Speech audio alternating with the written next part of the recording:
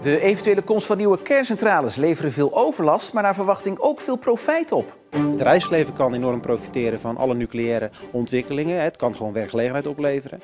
Maar ook het onderwijs. We hebben al gezegd dat we eigenlijk dat nucleaire kenniscluster dan ook naar Zeeland willen halen. En ja, dit onderzoek bewijst dat dat een enorme kans is. En verder in het nieuws vandaag. Onrust bij personeel van Delta Fiber. Een eerste solobezoek van Amalia gaat naar...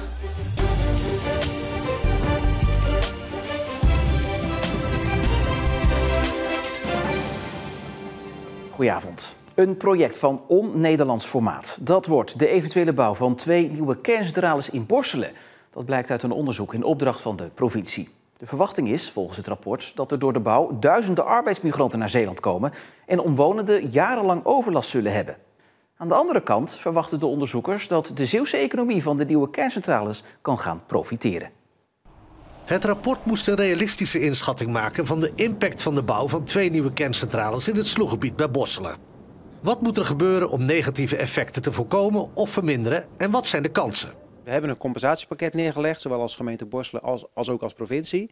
En wat heel belangrijk is dat we dat niet uit het luchtledige doen, maar dat we onderbouwen waarom dingen nodig zijn. Zowel aan de kant van positieve effecten voor Zeeland, maar ook bij het voorkomen van negatieve effecten. Want er zijn positieve en negatieve punten. Zo zullen mensen die binnen 8 kilometer van de werkzaamheden wonen de meeste negatieve gevolgen ervaren. Daar vallen dus bijvoorbeeld Borselen, Seerhoek en Nieuwdorp onder, maar ook Hoofdplaat in Zeeuws-Vlaanderen. Tijdens de bouw gaan ze in de buurt vooral last hebben van herrie, stof van de bouw en in de avond lichtvervuiling. En daarom moeten ze flink mee profiteren van de bouw. Dat is ook de reden waarom we proberen invloed op dit traject uit te oefenen.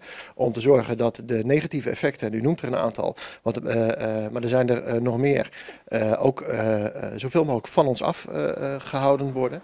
De onderzoekers hebben goed gekeken naar de bouw van de Engelse kerncentrales bij Hinkley Point C, waar ze vergelijkbare dingen hebben meegemaakt. Zo komen er waarschijnlijk grote parkeertreinen voor werknemers van de kerncentrales. Die kunnen daar in een bus stappen en worden zo naar de bouwplaats gebracht. Duizenden arbeidsmigranten zullen tijdens de bouw naar Zeeland komen. En die mensen moeten ook ergens wonen.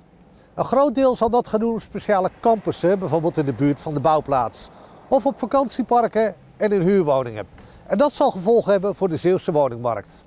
Nou, dat zijn dingen, ook weer afhankelijk van welke bouwer er komt, hoe daarmee omgegaan moet worden. Maar zeker is dat daar grote aandacht voor moet zijn. Enerzijds is dat een kans, meer woningen bouwen. Anderzijds is dat ook iets waar je goed moet kijken waar je dat dan doet, want dat kan zo niet zomaar overal. Goed nieuws is er voor de Zeeuwse economie. De hele provincie kan gaan profiteren van de bouw. Het bedrijfsleven kan enorm profiteren van alle nucleaire ontwikkelingen. Het kan gewoon werkgelegenheid opleveren. Maar ook het onderwijs met name. Want in Nederland hebben we eigenlijk weinig nucleaire kennis. We hebben al gezegd dat we eigenlijk dat nucleaire kenniscluster dan ook naar Zeeland willen halen. En ja, dit onderzoek bewijst dat dat een enorme kans is. Het rapport concludeert dat de bouw van 2 nieuwe kerncentrales een project is van on-Nederlandse omvang. Het kabinet houdt rekening met een bouwtijd van 7 jaar voor 2 centrales. De onderzoekers concluderen dat dat onmogelijk is en dat er rekening moet gehouden worden met een bouwtijd van 10 tot 15 jaar. Een langere vertraging daarop zijn niet onmogelijk. Kroonprinses Amalia voert haar eerste soloklus uit in Zeeland. Eind volgende maand doopt ze in Vlissingen het nieuwe marineschip de Den Helder.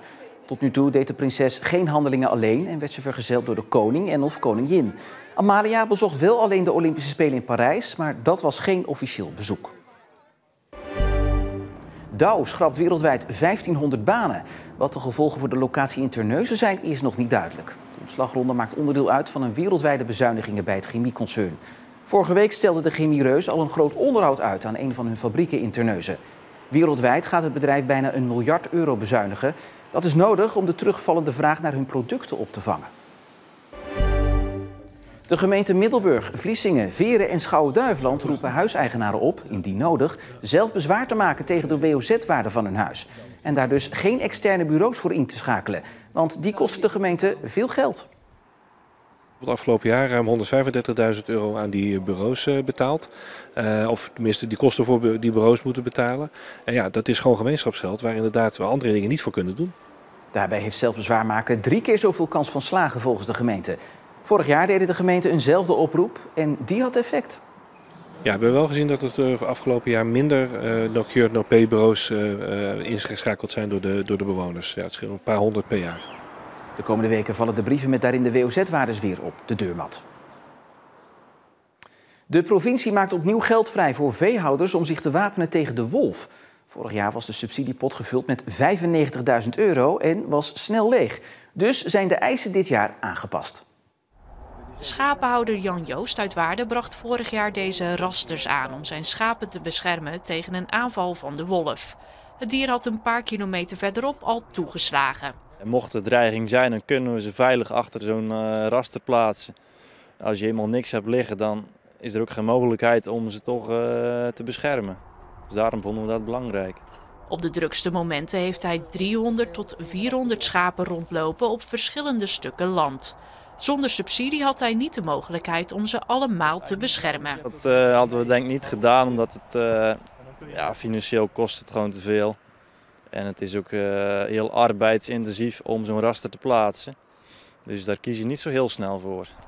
Ongeveer 6,5 kilovolt. De eerste subsidiepot was snel leeg, dus maakt de provincie opnieuw geld vrij. Per aanvraag kan een veehouder maximaal €20.000 krijgen. Maar dit keer alleen veehouders in de gemeenten Rijmerswaal en Tholen. We willen effectief het geld inzetten wat we beschikbaar stellen. Dat betekent dat we moeten kijken naar de gebieden die de meeste kans hebben om getroffen te worden door een wolf. En we weten dat ze van de Brabantse wal afkomen. En dan is Rijmerswaal en Tholen de eerste gebieden die daarvoor in aanmerking komen. De provinciebestuurder verwacht dat er opnieuw veel vraag is naar de wolfwerende middelen. Daarom sluit hij niet uit dat er in de toekomst meer geld wordt vrijgemaakt. Het Goester reparatiebedrijf voor elektronica 6, dat deze week bij een brand volledig is verwoest, heeft een tijdelijk nieuw onderkomen gevonden. In Etten-Leur huurt het bedrijf nu een pand voor de logistieke tak. Er lopen nog onderhandelingen voor andere panden, waaronder een paar plekken in Goes. Het gaat allemaal om tijdelijke locaties. Het bedrijf wil zo snel mogelijk terug naar Goes en wil daar een nieuw pand bouwen op hun oude plek. Het ministerie van Defensie heeft meer tijd nodig om te onderzoeken op welke plekken in Nederland ze willen laagvliegen met helikopters. Zeeland is één van de gebieden die het ministerie op het oog heeft. In de eerste instantie zou het ministerie eind maart de voorkeurslocatie bekendmaken, maar dat is nu uitgesteld naar eind mei. Werknemers van Delta Fiber in Vlissingen zijn boos over hoe het bedrijf met hen omgaat. Delta Fiber sluit haar kantoor in Vlissingen en de werknemers worden verspreid over de kantoren in Middelburg en Schiedam. Aangeschoven is Erik Holm. Ja, Erik, waarom is het personeel eigenlijk zo boos? Nou ja, ze zijn vooral boos over hoe Delta Fiber met de werknemers omgaat. Een deel van die mensen die gaat naar Middelburg, maar 61 werknemers die moeten straks naar Schiedam. Daar zit namelijk het hoofdkantoor.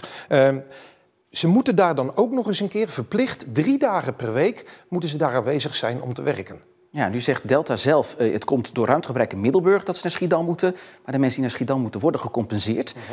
Dan is het toch geen probleem? Nee, dat klopt in principe, maar dat vinden ze veel te weinig. Om een voorbeeld te geven, ze krijgen €80 voor 3 hotelovernachtingen per week. En ook de vakbond FNV is daar heel erg onstemmig over. En die heeft sterk het idee dat Delta Fiber die Zeeuwse werknemers liever kwijt dan rijk is. De medewerkers die gisteren bijeen zijn gekomen waren behoorlijk boos. En ze voelen zich ook teleurgesteld in het bedrijf, want ze hebben niet het gevoel dat het bedrijf graag wil dat ze blijven werken bij het bedrijf. Want het bedrijf met hun overplaatsing naar Schiedam en een magere compensatiemaatregelen geeft niet aan dat ze voelden ze zich niet echt welkom meer bij het bedrijf. We gaan eerst praten met het bedrijf, maar acties sluiten we niet uit op termijn. Ja, hoofdkantoor in Schiedam, kleine kantoor in Middelburg. Ja, hoe Zeeuws is Delta Fiber eigenlijk nog? Nou ja, het is zeer zeker nog wel een Zeeuws bedrijf. En het was ook echt een begrip in onze provincie. De laatste jaren wordt dat wel wat minder. En dat heeft mede te maken met eigenlijk dat die naam Delta, die kom je wat minder vaak tegen. Wat wel zo is, van oudsher was het echt een hele grote speler in Zeeland. Delta was een Zeeuws nutsbedrijf met afdelingen energie en water, kabeltelevisie en afvalverwerking. Het concern ontstond in 1991 uit een fusie van de Pesem en andere bedrijven. De jaren daarna groeide het flink en was goed voor ruim 1000 banen. Maar in 2009 raakte Delta in financiële problemen. In de jaren erna werd het bedrijf steeds verder uitgekleed. Verschillende afdelingen moesten worden verkocht en opgesplitst. De enige afdeling waar de naam Delta in bleef bestaan was Delta Fiber. Een van de grootste leveranciers van diensten via glasvezel. Ja, ze concurreren in de markt, die glasvezelmarkt. Zijn ze er eigenlijk nog best groot? Ja, maar het gaat niet zo goed. En daarom hebben ze hun ambities ook al naar beneden bijgesteld. Kijk, in eerste instantie wilden ze de grootste worden van Nederland en concurreren met onder andere Ziggo en KPN. Maar dat blijkt gewoon heel erg lastig. Delta Fiber is namelijk een bedrijf dat eerst geld moet uitgeven. Bijvoorbeeld om glasvezel aan te leggen. Nou, dat kost honderden miljoenen euro's. En voordat je dat geld terugverdient, ja, dan krijg je dat geld wanneer mensen er gebruik van gaan maken. En dan moet je die mensen eerst ook nog eens aan je zien te binden. Ja, wat is de reactie trouwens van Delta Fiber op het geheel? Nou ja, die hebben we gebeld. Ze zeggen dat ze op korte termijn met de vakbond en met de OR in gesprek willen. Daarnaast komen er allerlei inloopsessies waarin ze wat zaken duidelijker willen maken aan de werknemers. En ze hebben vooral aangegeven dat ze met direct betrokkenen in gesprek willen, maar niet via de media. Erik Holm, dankjewel. Het begon grijs met ook perioden met regen, maar vanmiddag werd het droger en op sommige plekken zelfs ook nog zonnig met maximaal 7 graden. Morgen een rustige dag met af en toe zon en maximaal 7 graden. Van het weekend ziet het er een stuk beter uit met droge en zelfs zonnige perioden met 's nachts ook kans op mist en lichte vorst.